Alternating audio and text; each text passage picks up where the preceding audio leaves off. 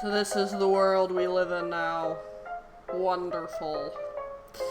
So this is the apology made by a Fox News commentator for saying something frankly fucked up about homeless mentally ill people.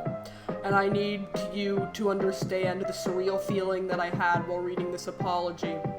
Because it almost, but not quite, meets all of the elements for an acceptable apology, meaning that the self-awareness is right there, just bubbling under the surface, but hasn't quite reached the actual conscious thought yet. Okay, so first we have exactly what you did wrong. I wrongly said they, meaning mentally ill homeless people, should get lethal injections. That's good. Usually, these Fox News commentators and other conservative politicians don't say exactly what they did, and say something vague like, I'm sorry about the situation, or that insensitive thing I said, hoping that everyone will just forget about what exactly it was. But you said the specific thing. You said, I said that mentally ill homeless people should get lethal injections. That's good. I apologize. That's good. You actually say the words, I'm sorry. And you also say why you're sorry. That was extremely callous. I personally think that callousness is a understatement, but close enough, I suppose.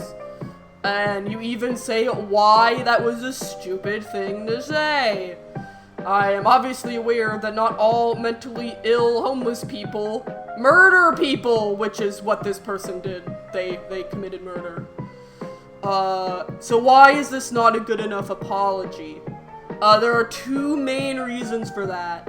The first is that a good apology has how you're not gonna make the mistake in the future. Now, ideally, you would also make some sort of amends like, I promise to give a large portion of my vast wealth to helping the homeless population near my house. But, the bare fucking minimum is, I will not say that mentally ill homeless people should get lethal injections again! And you don't say it, which makes people think that, you didn't say this because you didn't apologize because you actually believe that they shouldn't get lethal injections, but because, there was more backlash among your customer base than you thought, and you had to backpedal.